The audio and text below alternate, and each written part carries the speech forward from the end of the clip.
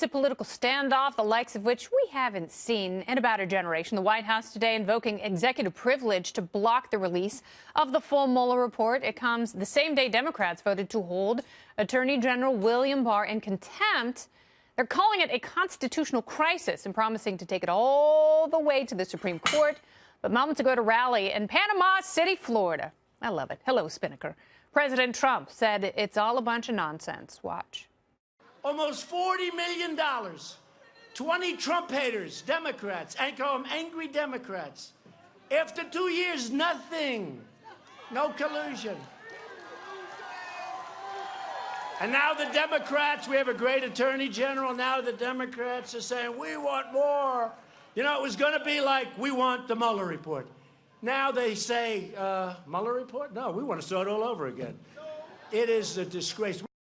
And by the way, the president is still there speaking. If he makes news, we will dip into the rally. Don't you worry about that.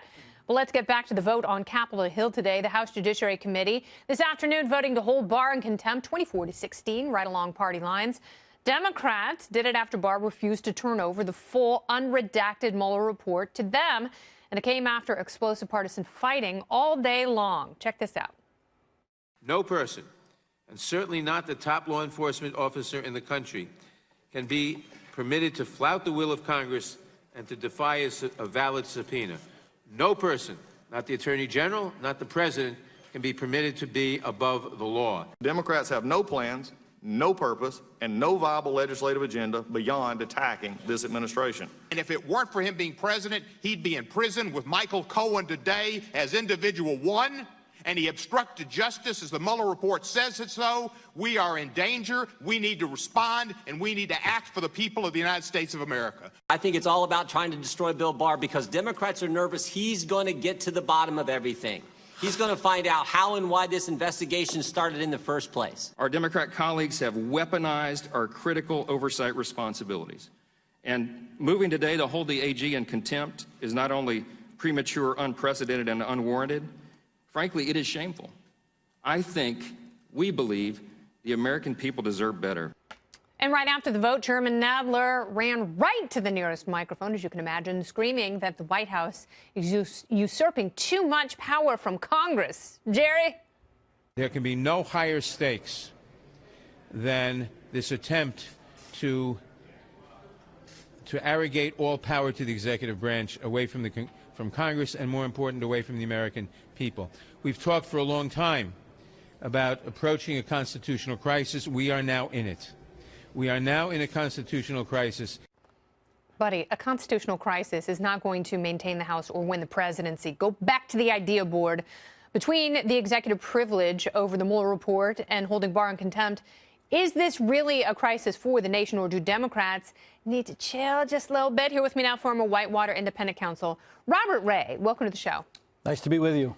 So let's talk a little bit about contempt from the legal side, how this has played out in the past with, former AG Eric Holder, Harriet Miers, Lois Lerner, and others who have been subject of contempt of Congress, but nothing really ever happens, does it? Well, this one's striking.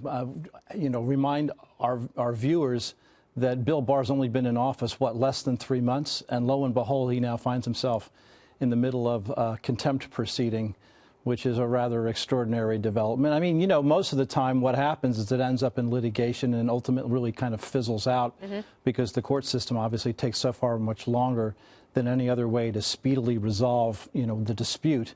But the other striking thing to me about it today was apparently during the negotiations, of course, continued on apparently through last evening, the Democrats were prepared to offer that if the Attorney General of the Department of Justice agreed to go to court to seek an order to release the grand jury material, they would drop the contempt proceedings. So, frankly, to me, that tells you all you really need to know. They're not really serious about contempt. Contempt was just a means of leverage in order to gain access to more of the report, which they know they can't because the feckless Jerry Nadler, a profile in cowardice, wants to have it both ways. He doesn't want to actually say that what they're doing is an impeachment proceeding, and he knows that he has to say that under the law in order to at least have a credible application before a court to unseal the grand jury material. And he can look at the unredacted report. He's one of the 16 members of Congress who can actually go and do that. And then he can go back and inform his caucus. He can have staff members take notes and keep those notes. And all he argued today was really about procedure. Well, I don't like that. I was going to have to go to the Department of Justice. And then the Department of Justice offered, okay, we'll bring it to you. We'll make it available. Well, I want to have the ability to take notes and talk to my colleagues. So it's a whole lot about procedure. When we're talking about something really serious, which is contempt. And, of course, that's just the bootstrap, really, for what Nadler wants to do, which is to argue that there's a constitutional crisis when there really isn't one. This should be withheld, all of these actions, until there is something very serious and until there is a constitutional crisis and the health of the nation is at risk. And, you know, losing the majority in the House, that doesn't meet that threshold. And that's when you get into really dangerous territory in terms of losing voters. People already don't like Congress. They distrust Congress. The president is enjoying better approval ratings right now in the wake of the Mueller report release, but he still has an issue with the Southern District of New York, where you're very familiar with the SDNY. How much of a threat does that pose to the president? I suppose theoretically it does, although, you know, if you listen... Do they have an axe to grind with him? If you listen to the media, though, it suggests almost that the Southern District of New York is an island. It's not an island. Yeah. The Southern District of New York is part, last time I checked, is part of the Department of Justice and answerable to, guess who, the Attorney General.